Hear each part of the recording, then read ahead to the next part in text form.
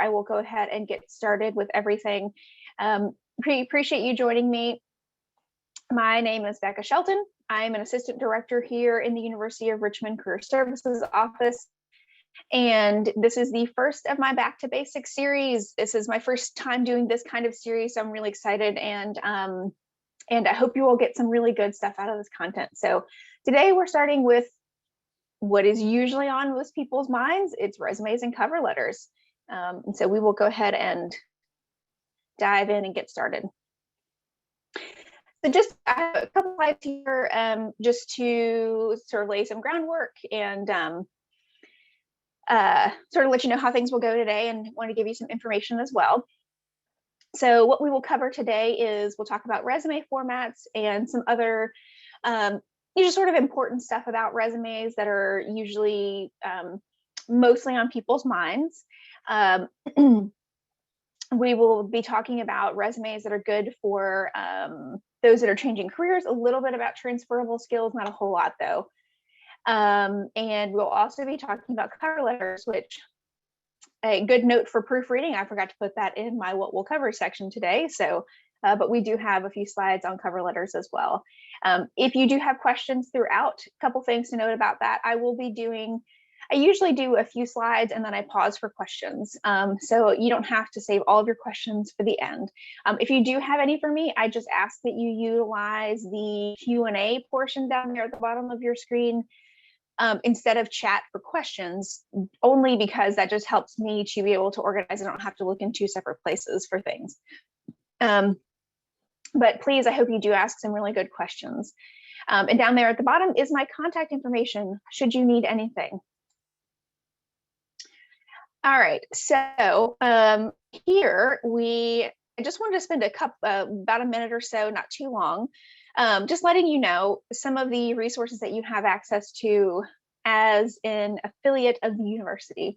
So I know that on a lot of my webinars, we've got folks that are, graduates, or we've got current students, no matter what program you're in at the university. And sometimes we have friends of the university and our supporters and advocates, and we love that. If you are a student or alumni, especially alumni, know that you get career services free for life, which is awesome. Not a lot of institutions do that. So we're at University of Richmond are very proud to say that we offer them free for life. And so some of the things you have access to there, you'll see, I do a lot of one-on-one advising with folks. That's sort of the bulk of my job. And there's a lot of different topics over there you'll see that we can cover. And I won't go through all of them, but if you resonate with any of those, we can chat. The little yellow little bubble down there at the bottom, that is how you can schedule an appointment with me. We use a platform called Spider Connect. If you're thinking to yourself, Becca, I have no idea what that is.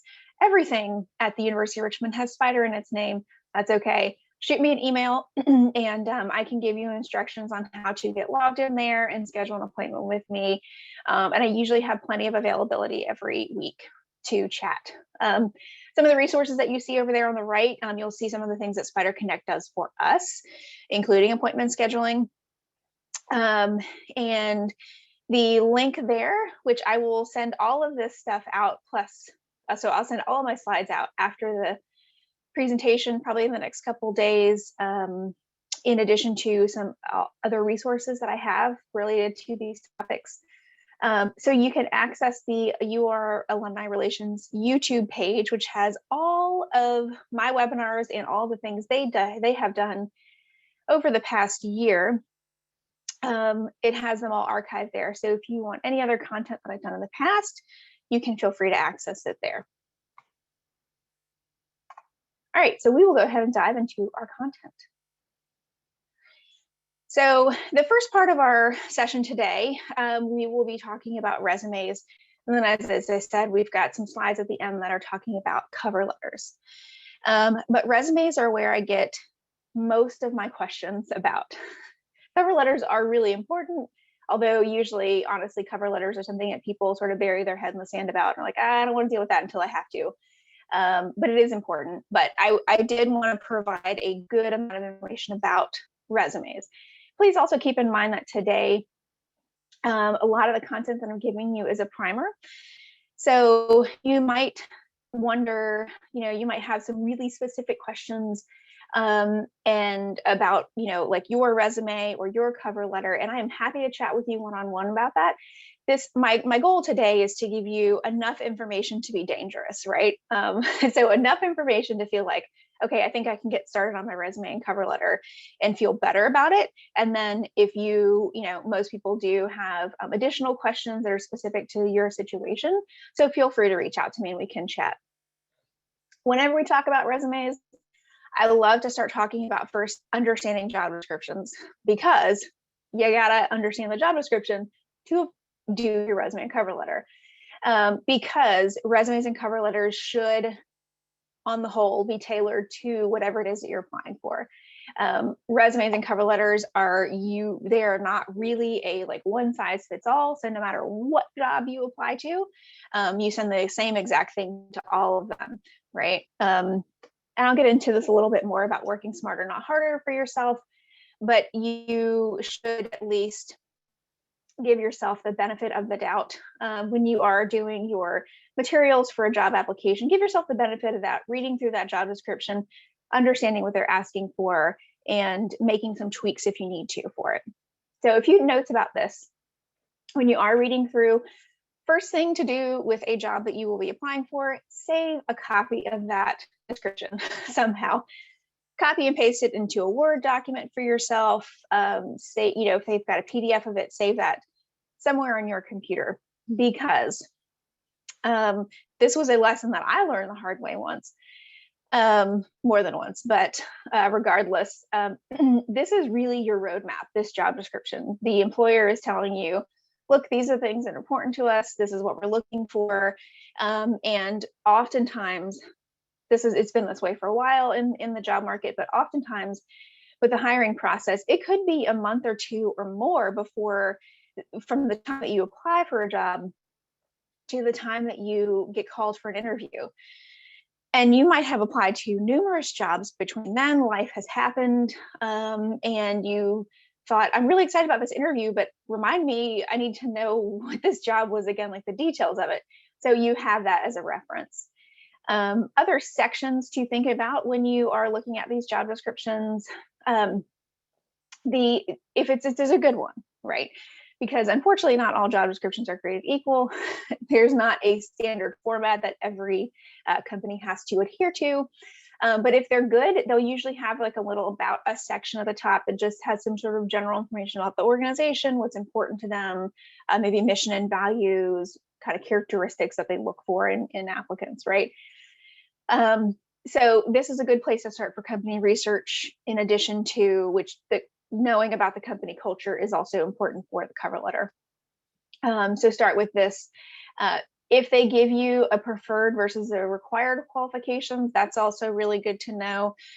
Generally speaking, with required, they're going to be really wanting to see these in their applicants, unless they have a candidate pool that they're just sort of mildly excited about. And then, it depends how they sort of feel. Maybe some of those might be let go. But you can generally count on required qualifications being really important for this role. Preferred, that's sort of a give or take. I think that more so depends on the applicant pool and what's looking like, right? And down there at the bottom, you'll see I already talk about, my rule of thumb generally is a 70-30 rule. So if you are hitting most, not 100%, but if you're hitting most of the qualifications that they're asking for, and that's preferred and required, it's worth a shot applying to, right? So I think at the end of the day, you're going to lose some time applying for it. But really that's it. But, my glass is usually half full, so I tend to see the positive side of stuff. But I do encourage you, if you fit most of their qualifications, go ahead and apply for it, because you never know what would happen. When you are looking through the job description, know that the top few bullet points are usually the most important to them. They're not going to put other duties as assigned at the top, because that's not nearly as important. They will prioritize those things. So if you're trying to figure out, okay, what's what's really important to them, what's do I need to focus on in terms of relevancy. Look at the top few bullet points and you can get a good sense of what the bulk of that job is going to be about. And lastly, look for repeats here. So if you're looking through this job description and you're seeing multiple ways of saying the same thing, or they are using the same words or phrasing over again, that's a good clue that that's really important. One of the things I like to do, if you have read through the job description and you're still like, I just don't know, still a little confused on this, throw, copy and paste the word description into a word cloud. There's a couple there for you to reference and sort of see what pops up. Because the word cloud is going to take the most commonly used or the repeated words, make them bigger. So visually you can see what might be a little bit more important to them. Lastly, down here, make a list and connect the dots. So when you are looking through the job description, again, what are the top, few strongest skills and abilities that they're asking for? And that's really where you want to focus your resume and cover letter content. So a little bit about format here. My favorite format, and this is not just based on Becca's personal preference, but this is also based on conversations with recruiters. Combinations for those with experience, and this is hopefully most of you here are those with at least a few years of experience in words, what we're geared towards. But would be combination resume. Other types that you might run across would be chronological format resumes. Those are usually for folks that have, really young, really young professionals. Maybe they're, 21, 22, they just don't have a ton of experience yet. Like I said, for those with a few years of experience or more, really be thinking about a combination. And this is just a hybrid. Really, it focuses on the work history and the relevant skills. This is compared to what you might see as, say, like a functional resume, which you might, if you were to Google resume formats, you probably would see a lot of functional types.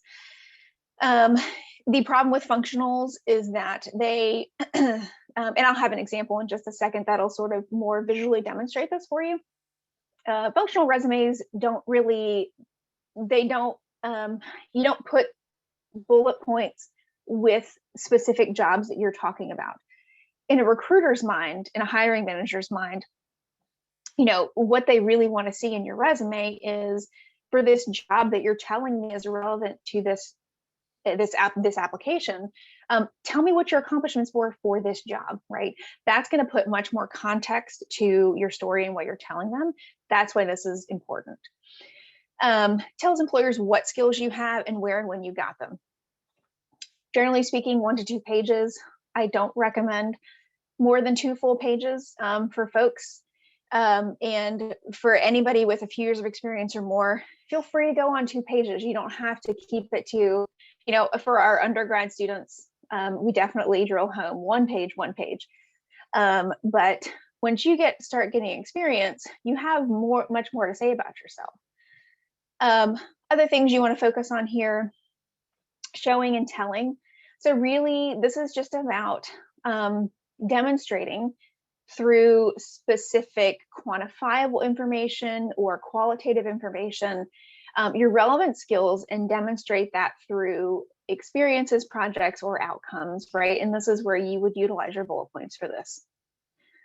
For folks with experience, I definitely recommend having, if you haven't thought about it yet, have some kind of a summary section at the top. You can call this a number of different things. I choose to call mine on my own resume professional summary and or relevant skills. So for those in industries with more like hard or technical skills, like say if you're in IT or software engineering or something like that, you might have some really specific computer languages or things.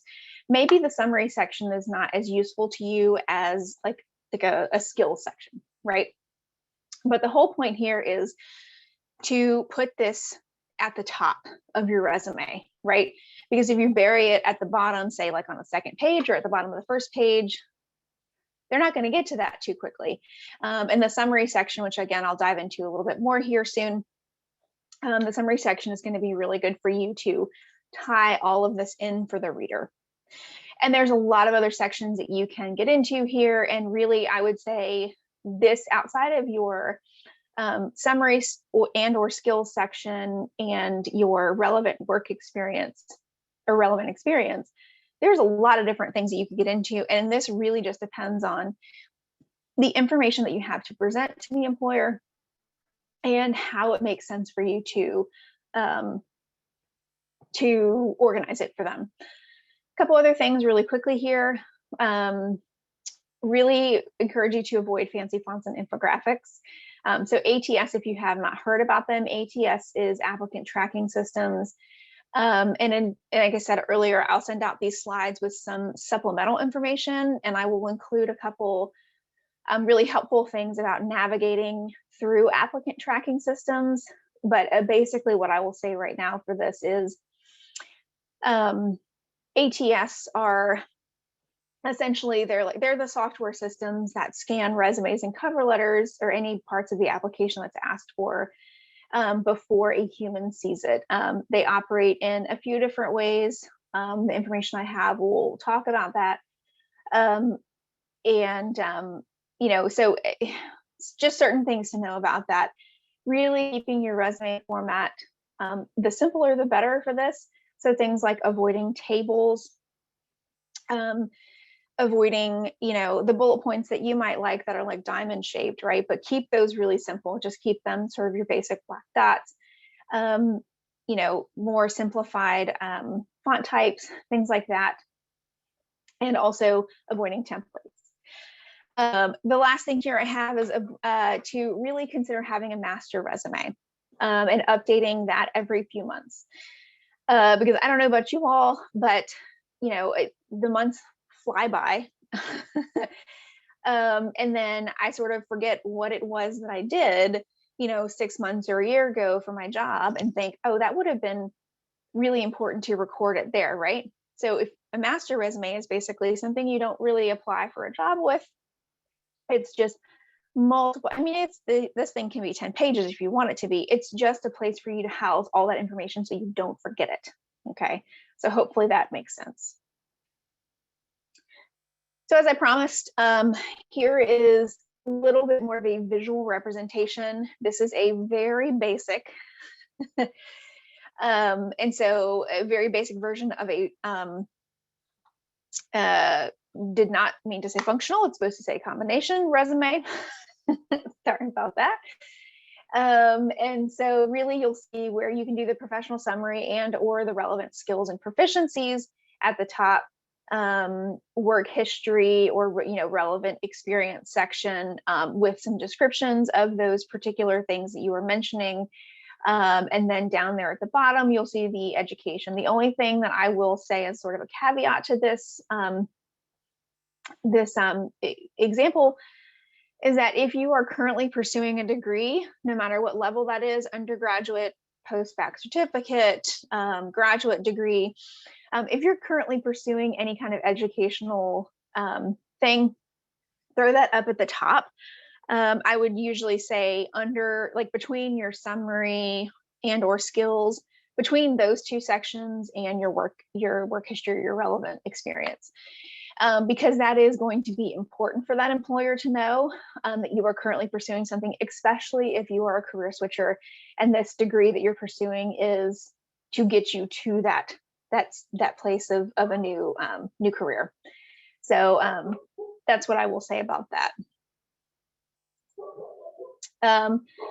I did want to talk a little bit about the professional summary section here, and apologies if you can hear my dog in the background.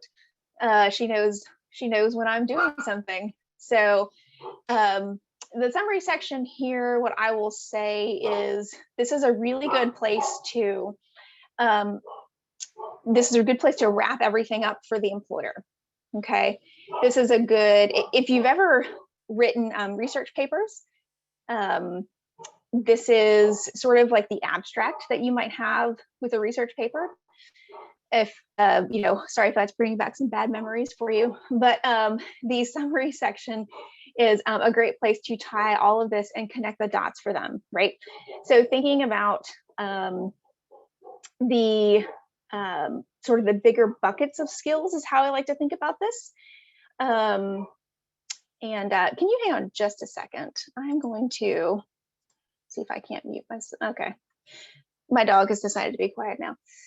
So anyway, the summary section is really just the place where I like to think about it as the big buckets of skills. So, and this is also useful for transferable skills that you might have, especially if you're a career switcher. But thinking about, what are some of the ways that you can group your skill sets. So if you have a particular skill set within communication, how would you talk about that? This is from an old version of one of my resumes. And so the way that I grouped things here made sense for what I was pursuing. But this is going to look different for everybody. And again, this is so individualized to you and your skill sets and your experiences that I'd love to have a one-on-one conversation with you about this if this is not making sense. But what I will send out afterwards, the resume guide, has more detail in the summary section. But again, I'll just sort of wrap this up by saying this is a really good place to connect the dots for the employer, to include transferable skills if that is important for you and what you're trying to say about yourself. And to focus on sort of what are the highlights for the reader of your resume. Because what you're doing here is you're sort of setting up, as you would with an abstract, you're sort of setting the stage for the employer to say, these are the highlights, or this is what's really important to you. And what I have below for you is supporting evidence of what I'm saying here. So I hope in a general sense, this makes sense to you. And again, feel free to ask any questions that you might have on this. Okay, so I do have a pause for questions. I see I have one in the chat, which is awesome, or in the Q&A box. If you have any that are burning on your mind right now, please feel free to throw them in Q&A. The questions about cover letters. Okay, and basically asking, are they relevant? Yeah, I get that question a lot. I certainly understand that. I would, if they're, here's my stance on cover letters. So if they're asking for them, clearly you would need to submit them. If they are not specifically, in the job description, if they're not saying specifically send resume and cover letter, if they say just send resume, my thing is, if it's a job that you are really excited about, you're qualified for, you can make a really good case for yourself for, and if they give you a space and a place to put the cover letter, do it, right? So it's going to cost you some extra time, right? But at the end of the day, it's not going to be, I think it's going to be an inordinate amount of time to do a cover letter. And it really could make a difference, right? Whether or not they actually read it, I think that is totally dependent on the particular recruiter or hiring manager that is reading these things. But I mean, for me at least, a good cover letter can make the difference between applicants. And I don't think that my industry is the only one that feels that way.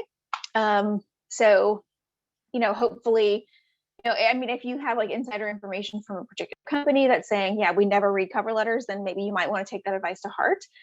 But I do think that a well-written cover letter it gives you the space and the place to add additional detail about why you're qualified for this job. Because I think what's really important to remember here is that whatever you submit for your job application, that is your first chance and your first conversation with that recruiter to say, let me tell you why I'm qualified for this. So I hope that helps to answer that question. It's a good one. I have a few more here that we'll try to get to. So if an employer is using applicant tracking systems, they even look at PDF doc that you upload. Yes, they do.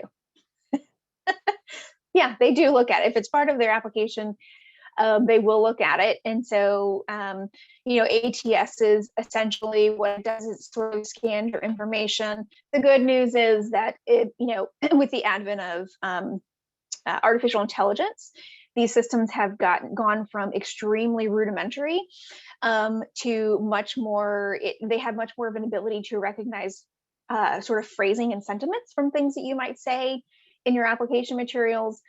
So yes, they will certainly be looking at the things that you upload for those.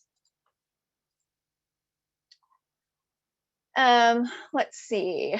If you are missing a skill that's listed on the job description, should you note that on the cover letter if you're capable of obtaining while employed with the company? Yeah, I think that's worth it, right? Especially if this is a skill or an ability that they're saying is required, or even preferred, right? Like if it's in the preferred section, and you pretty much hit like all the other marks for them, and you can make a really good case for yourself. I think that's worth addressing, because I think at the end of the day here, what's important to remember is, if you are perceiving it as a gap, there's a good chance that the reader might also perceive this as a gap. And so you just need to get in front of that story, right? Because if you don't address gaps, or if you don't get in front of the story that you want to tell with your application,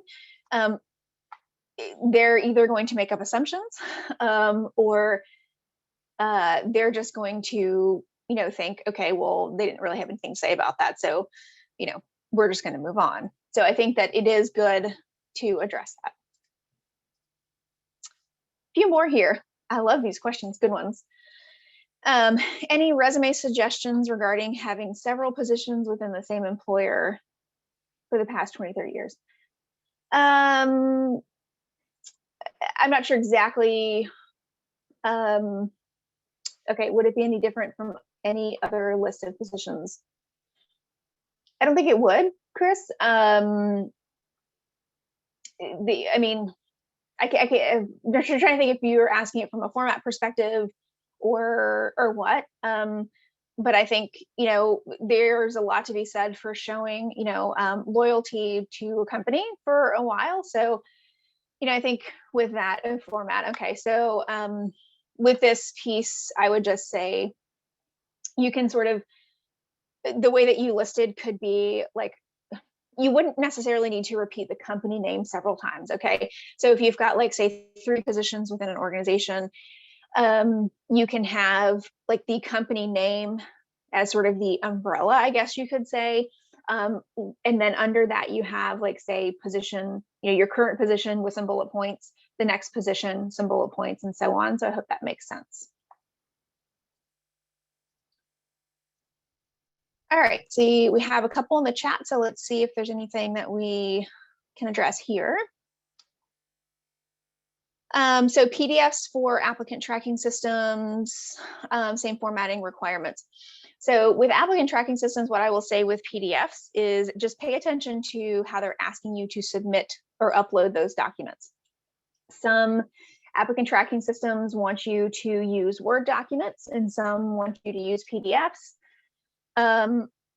If they don't give you specific instructions, I would say probably err on the side of PDF. But usually they're going to give you some kind of instruction in terms of the type of document that they want you to upload. Can we mention our LinkedIn profile and shorten the resume? Yeah, absolutely. That's a really good idea, Lindsay. What I always say to this, because especially if, like I said, if you have any amount of years of experience and you're really focusing your resume on putting the relevant stuff on there, because you're going to have to be cutting other stuff out, utilize LinkedIn. You have unlimited space there. And what you can do is you can put your LinkedIn URL at the top with your contact information. And so that gives a really good clue to the reader. Okay, so let me go here and see more information about this person. And this document that I'm looking at is going to include what's most important to me. Plus, honestly, recruiters will probably look you up on LinkedIn anyway. So good idea. And somebody else chimed in. Thank you so much for that, Rebecca, on the chat. That cover letters did make a difference. So I think, it really, cover letters, it depends on the particular company or, organization that you're looking at. But I think on the whole, they can make a difference for sure. So thank you for that. Okay, I have a few more slides about resumes, and then we're going to take another pause for questions, and then we'll get into some cover letter stuff. And then I've just checked my time, and so I realized that we might go a little bit over today because I have some really good content that I want to get you. If that's the case, feel free to Feel free to log off on here if you have something else going on this afternoon, because this is being recorded, so we will send this information out, and it will live on the YouTube page, and you can access it at any time. Plus, I will be sending you the slides, so you're not going to be necessarily missing anything, but just wanted to let you know. So a few words here on bullet points, because again, like most of the time, once people get the format down for resumes, like, okay, I understand, how it's going to be organized and the flow of it. The next thing is the dreaded bullet points, thinking I don't even know how to start addressing this. So here's a few ways to start organizing your thoughts. The bullet points really are a balance of showing the strengths and skills and the tasks that you have done for this particular job. What I will say here is I have been in positions, and I guarantee you, at least some of you out there in the audience have been in positions before that are robust. You wear lots of hats, you do lots of different things, and you might feel like when you're writing your bullet points for this particular job that you have like you have so many things to say about it, right? If that's the case for you, because one of my previous positions was like that, no hiring manager is going to want to read a half a page of bullet points. So think to yourself, first of all, again, what is most relevant and important to this position that I'm applying for? Or if you were to leave this bullet point or these few bullet points out, would the job make sense to somebody else? So is this a really core or integral part of this job you're talking about, even if it's not the most relevant thing for that job that you're applying for, right? When you are organizing your bullet points, lead with what is most important and relevant to that job description. So asking yourself here, if the hiring manager for this job could only read a few bullet points, which ones should they read first? That's a good sort of clue for yourself. This is how I might organize it, or this is what I should be including versus not including. When you are writing your bullet points, you want to explain your impact. This is not just a task list. So this is not just answered phones, responded to emails, did this, did that. What was your impact on this, right? And so one way that I really like to think about this is I love acronyms. They make life simple. They're easy to remember. And so just thinking about CAR here. So this really stands for challenge, action, and result. And this is what's going to give you a really powerful bullet point. And what here you want to do is be specific about things, as specific as you can. And so providing breadth and depth. The hard thing about bullet points, I will say, is that they break all of the rules from grammar class you ever learned. They're not a complete sentence. They don't have all the parts of a properly a grammatically correct sentence. And they start with action verbs. Okay. So just know that if it feels a little bit funny to write bullet points, you're probably on the right track with this. In terms of your action verbs at the front, they should be varied. So you want to make sure that they're, not all, you don't have like 3 or 4 coordinated or, using the same ones over and over. Try to diversify. Thesaurus is my favorite resource here. And making sure, please, that you are using the correct verb tense. This is a really easy thing to overlook when you have looked at your resume 10 times.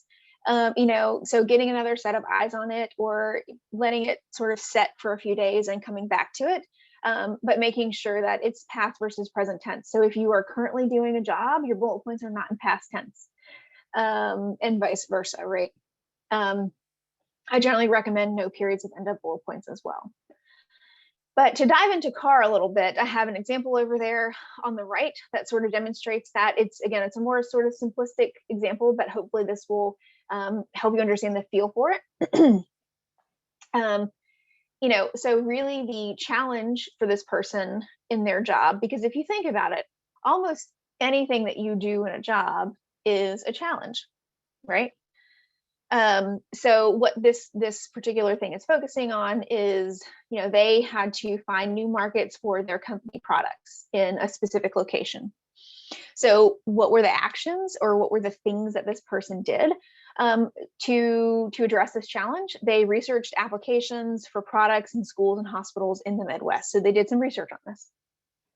And what was the result of that, right? So what you can do is take these bits and pieces and put them together into a more succinct bullet point. And you'll see there, so they increase the sales to the Midwest. So they're specifically naming the geographic region and not just saying increased sales, right? So this gives more context to the story that they're telling by 78%. So they quantified. That's good. That gives a lot of context. By developing a new market with public school systems through targeted, research, right? So the last part of the bullet point here is saying what they did for that, right? So they're saying, or what they did to achieve that. And so they're not only are they giving some impactful results, but they're saying, this is what I did to achieve it, because it's not just enough to say, I did this thing, but tell me how, right? Because the how are the details that are going to, again, give power to the story that you're telling the reader. So down here at the bottom, another little gut check, I would like to say, when you are writing bullet points, always ask yourself these questions. Is it kind of a big deal? So was this relevant to whatever you're applying for and or to the position that you are talking about? Did you make an impact or improve something or solve a problem? So this sort of refers to your accomplishments with this. A little note here, I will say that, not for every single thing that you do for a job, or sometimes for jobs on the whole, it's really hard to quantify things, right? So it might not be possible in every single situation, or especially if in the situation where I've had this, you've been in a job for a number of years before, and for example, I was, doing advising for a number of years at an institution. And, I really couldn't say how many students I had met with, right? Or like exactly how many programs I planned. But you can give the reader a sense instead of just saying planned programs or met with students, right? You could say something like, met with over 50 students a month, or met with, more than so many students on a semesterly basis, right? So you're giving them something to grab onto in terms of like, here's some more context to what I'm saying, or, something in terms of program planning, planned more than 20 workshops a year for students, or 20 workshops a semester or something. So you can always give them some detail, even if it's, you can't give them it's an extremely specific thing. So hopefully that makes sense. And the last thing to ask yourself here, is it common sense to include? Again, so is this either a core responsibility of the job that you have, or is this relevant to the position that you are applying for? So I think after this, we'll have a pause for questions. I do see we have some good ones in the chat or in the Q&A there, so thank you. I just wanted to address a few resume myths here. So these are questions that I often get a lot. This should all be on one page. We talked about this a little bit earlier. No, right? The only caveat here to more than 2 pages, like we talked about earlier, is if you are doing a CV. And CVs are usually good for those in education, so more of a teaching type stuff, or those in research roles. And I do have some information on CVs. If you're interested in that, you can just shoot me a message afterwards and let me know. But the majority of histories are really focusing on resumes. I should include my entire work history. Nope. Again, put the most relevant information or experiences for the thing that you are applying for here. And that does not have to include your entire work history. Should you include your photo? No. I think there's some really interesting rumors, I will call them, or information going around for some folks. I've heard some other people say things to me lately. Should I be including my photo? No, there's no reason, honestly, unless you're a model. And if you're a model, good on you, but there's no need to. It takes up unnecessary space. And honestly, especially with LinkedIn around and just other social media platforms, they can Google you. But there's no need to whatsoever. That should not be relevant to your qualifications for this job. To stand out, I should get creative. Okay, so here's the thing with that. Certain industries do call for your creativity to shine through on the documents that you submit. And those would be the really much more creative careers, like you are, developing original content, graphic designer, things like that. But for the most, keep it really simple. Again, remember the ATS, the applicant tracking systems. And here I always recommend for folks, if you either really love having a more visually creative resume, or this is something, say you're in a graphic design career where this would be important, consider having two versions, right? So you could have the one that's a little prettier, and you can use that for situations where maybe you would be networking with people. So say if you get introduced to a new contact, or you're getting ready to have an informational interview with somebody, that doesn't have to go through an applicant tracking system. So you can have that prettier version to send to them, something that you're really excited about, and then have the more simplified version that you use to actually apply for jobs. The other question that I get here a lot, I don't need to hide work gaps, or I need to hide my work gaps. Okay. The best thing here is just to be honest, right?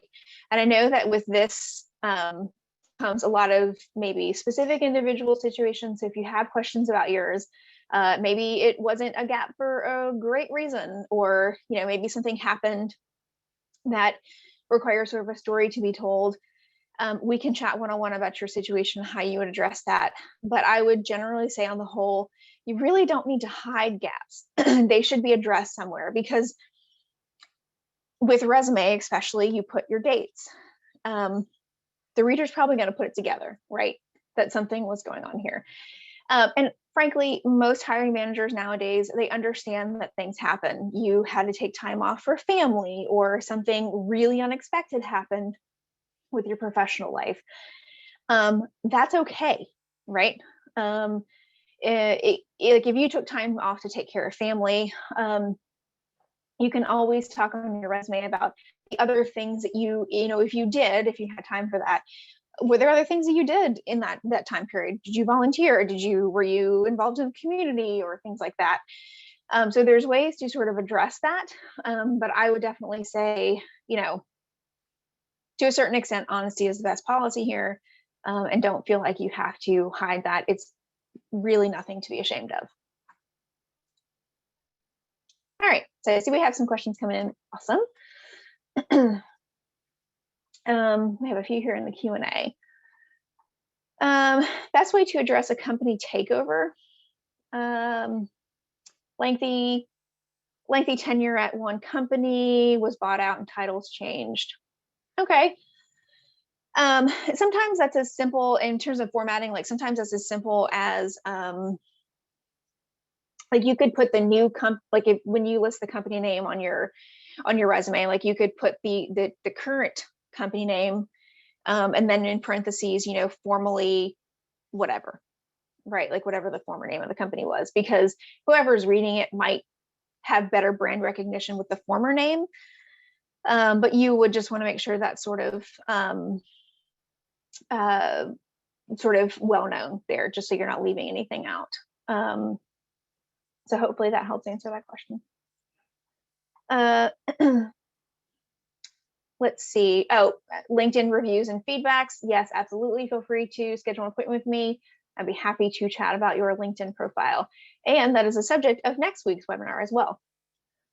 Another question here: if you are leaving experience off because it is not relevant, do you have to address that in your cover letter so it isn't assumed to be an employment gap? That's one way you can certainly do it. I think that there's a number of ways here, Lauren, that you could address that.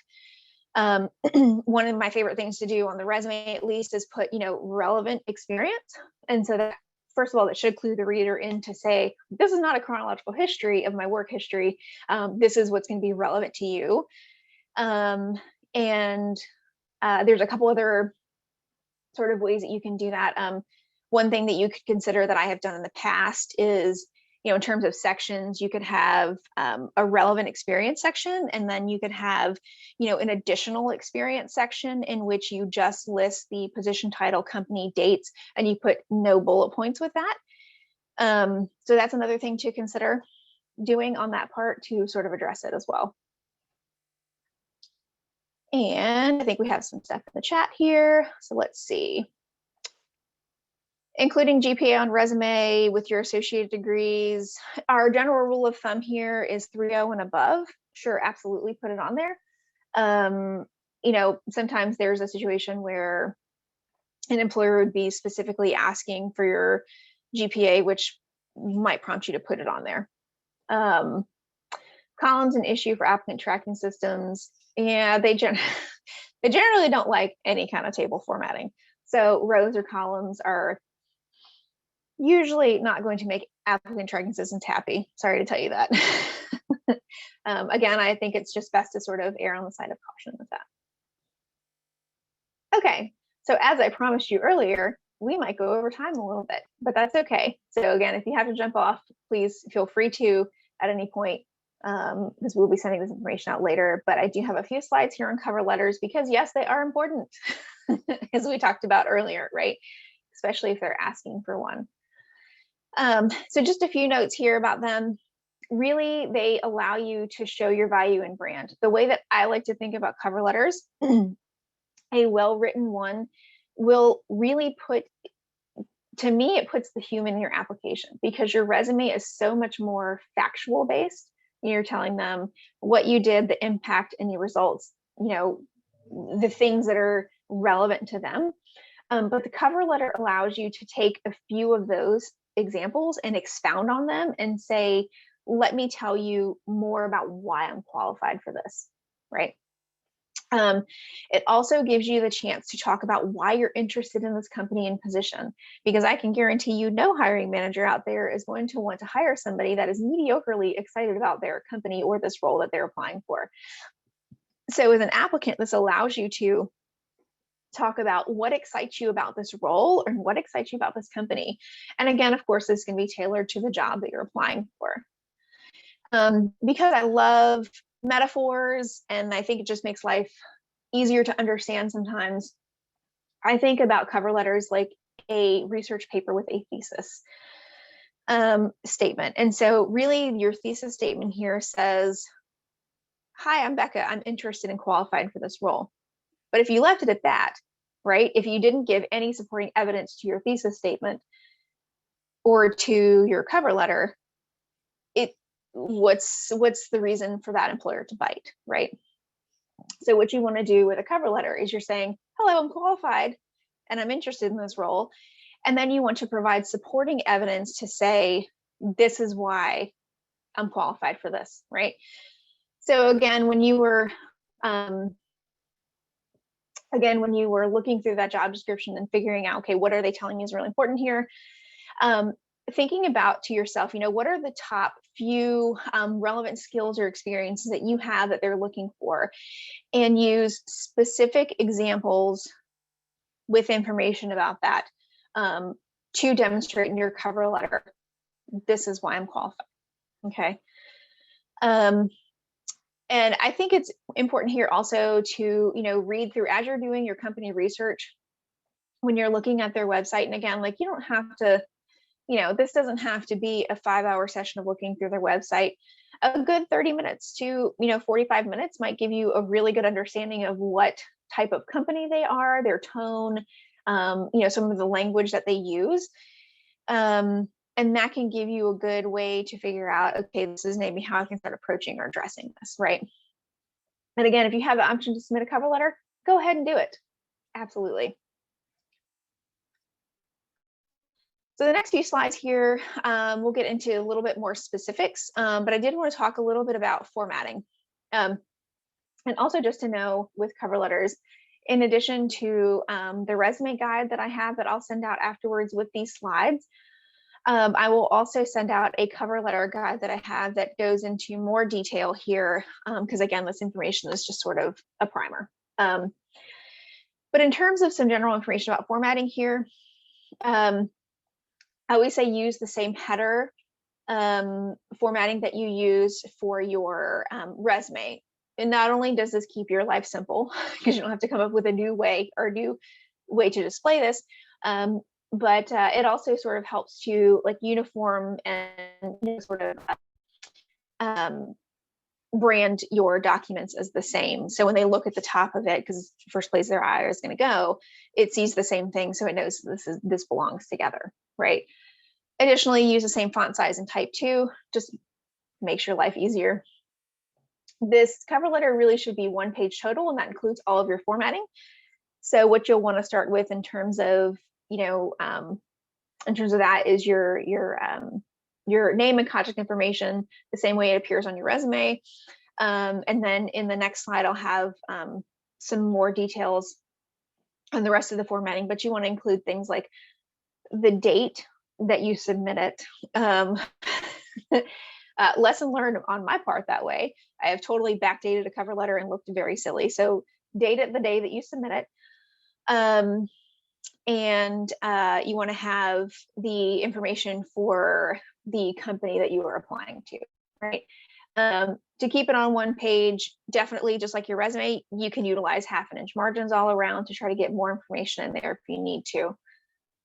In terms of paragraphs here, I would say don't indent them. There's just really no need to, and put a space between each. And there's no need to do double spacing in general. Like I think double spacing is now the standard for Word documents. You can do single spacing, that's perfectly fine. Proper salutation, this is a question that I probably get more often on cover letters, because the vast majority of jobs that you see now do not give you a specific person to apply to. So that's fun.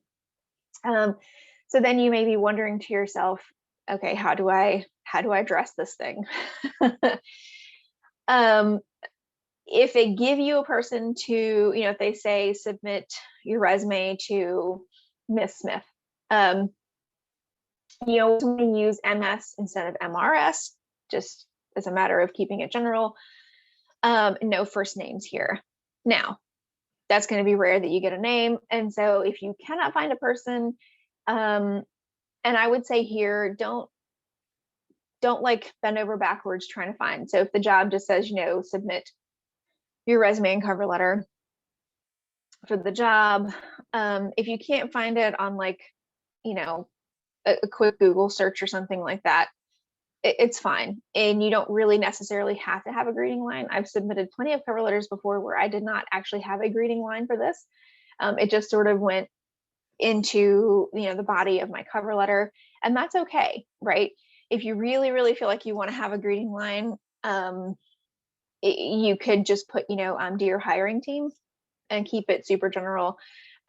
Most recruiters find the, to whom it may concern a little bit awkward, it's outdated and stuff like that. So I think if anything, dear hiring team is fine, and just keep it at that, or you don't even have to have one. And again, sending as a PDF, this, again, if they're doing like an online application portal, which usually has an applicant tracking system tied to it, and if they give you specific instructions on how they want it submitted, go ahead and do that. But if, and sometimes you'll run across jobs that will say, send your resume and cover letter to this email address. If that's the case, if it's over email, always submit everything PDF. That way you just know it's going to show up the way that you want it to show up, and it's not going to, they should not have a problem opening it. So I think this is my last slide. And if it is, congratulations, we made it to the end. So I did want to say, in terms of cover letters, because the next question I always get is, cool, I understand all of this stuff now, but I don't even know where to start. And usually what happens is, myself included, I will sit down and write a cover letter, and I'll be staring at my blank cursor, because you get writer's block sometimes, especially if it's something you're really excited for. So to sort of break it down, first of all, I always like to think about things, scary things, in terms of chunks, little bites of information, and how can we break this down. So first, getting started, again, listing the qualifications, and we talked about this a little bit earlier in the job description. So what's important to them, what's relevant, that you can address in your cover letter. And so even things like soft skills, like the ability to work independently or sort of entrepreneurial spirit or anything else they might specifically mention. So just start by jotting down some notes about what's important to them. Brainstorming your roles and experiences here for the qualifications that you have identified or the things that are important to them. So this is where you're playing sort of matchmaker between what you bring to the table and what they're asking for. And if you need reminders, just go, review your resume and some of the experiences you've provided, even some specific projects or things that you have worked on. From this list that you've sort of brainstormed, choose 2 or 3, because really when it comes to a cover letter, like that's really probably what you're going to have room to address. Maybe sometimes 4, depending on how succinctly you can write. But choose a few from that above list to highlight why you are ideal. And, preferably these would be things where you have plenty of experience or proof of, basically, to say, or really good proof of saying, this is why I'm qualified. So you can focus on things where you had big results, where you demonstrated work that's similar to this role, or things that were just really good that you did that made you stand out, right? Like maybe you developed an entirely new calendar system for the folks that you work with, and this really helped to improve organizational ability and the outcomes, and maybe it improved efficiency within the organization, right? That would be an example too of something that was just really stand out for yourself that you did, that you're proud of that accomplishment, but it does demonstrate skills that you have, right? And I would like to say too, start by writing the body paragraphs first, because when you're staring at that blank cursor and you're thinking, I have to do my opening paragraph first, sometimes that can be a little bit daunting. So just start with the middle, right? If you've already done these steps that are, 1 through 3 here, and you've identified, you played matchmaker, you've identified what's important to them, what you have and you bring to the table, start with that first. And then the opening and closing paragraphs can come later, right? So you don't have to do it in complete order. So over here on the right, you'll see, generally speaking, this is what you're going to be focusing on in terms of the flow of it. So again, that date that you submit it. If you have a specific name of person that you are applying to, you can put that on the hiring manager in their title. If you don't, just keep it at company name and address. Okay. And again, with the greeting line, we talked about that. And then that's how the flow would go down there towards the bottom. Space permitting, you can have a 3rd body paragraph, but sometimes you just don't have space for it, and that's totally fine. And then I do get questions sometimes about digital signature. If you want to get super fancy and put a digital signature in there, feel free to, right? But I don't think that any recruiter or hiring manager is going to ding you for not having that. So you can just type name in. We made it. All right. So let's see if we have any in the chat. No questions yet. I'm going to get a sip of water, and I will hang on if anybody has any last minute burning questions.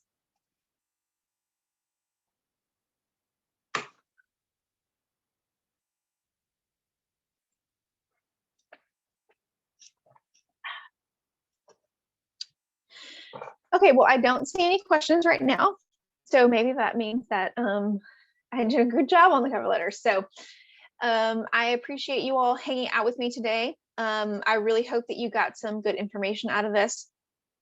Again, here's my contact information. If you would like to chat one-on-one, I would love to do that.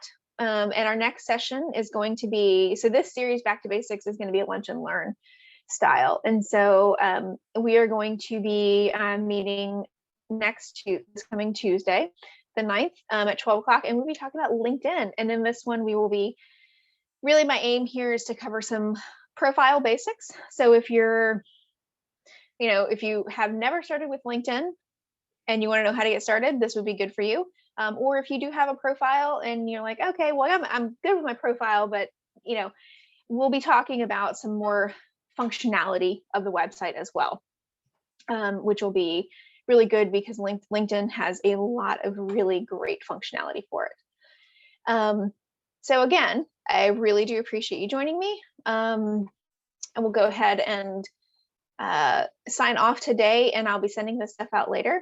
Thanks so much. I hope you all have a wonderful day.